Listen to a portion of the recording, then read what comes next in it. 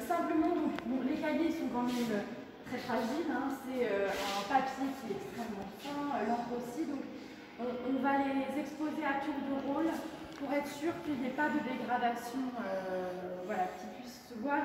Et puis on a baissé la luminosité ici pour être sûr qu'il soit bien protégé, sachant que la vitrine a tenu encore en fait, l'effet des rayons.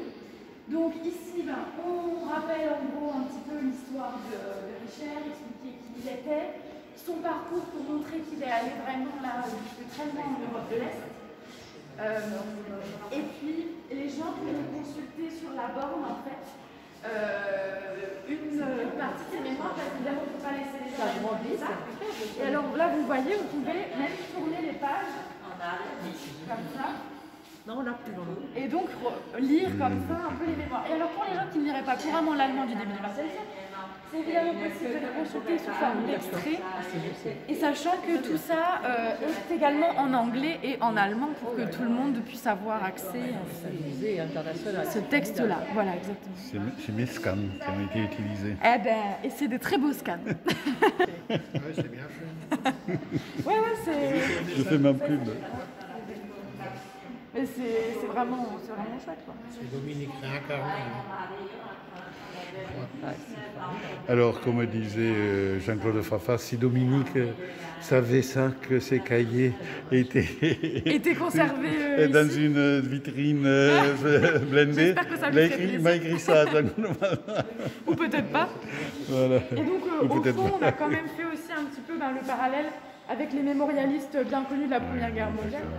Ça, c'est très bien. Voilà, c'était important de faire le lien. L'autre chose, c'est que on se créera probablement à terme un audio guide sur une application qui est en train de se développer. Et là, je sais qu'il y a des choses qui seront lues. Justement, l'audio guide vous explique un peu. Et après, pourquoi pas aussi, parce que en plus, les enregistrements, là, on écoute simplement les extraits, il n'y a pas vraiment de contexte. Mais dans un audio guide, c'est très facile d'expliquer.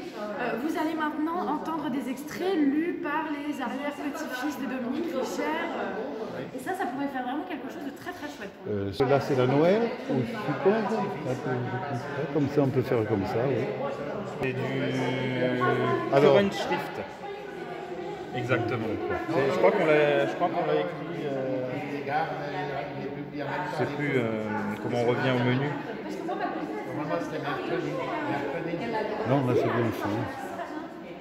Ah, d'accord. Ça, c'est moi qui ai corrigé. Ah, d'accord, c'est Parce bien. que, effectivement, j'avais relu le texte ici. J'avais vu que c'était écrit Suterlin. Je savais que le Suterlin, c'était 1915. Alors, Donc, c'était pas possible qu'il ait appris ça. Ceux qui étaient intéressés et qui a pu faire ça, voilà. Alors, je ne sais plus maintenant qui s'était occupé de rédiger les textes. Voilà, ici. c'est ça.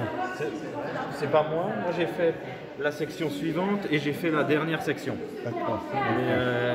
Mais j'ai relu pratiquement tous les textes. Et quand je voyais une erreur, bien sûr, je la signalais. Alors, il y a un autre document, c'est le tapuscrit de Jean-Claude Fafa que je vous ai envoyé, qui est aussi intéressant.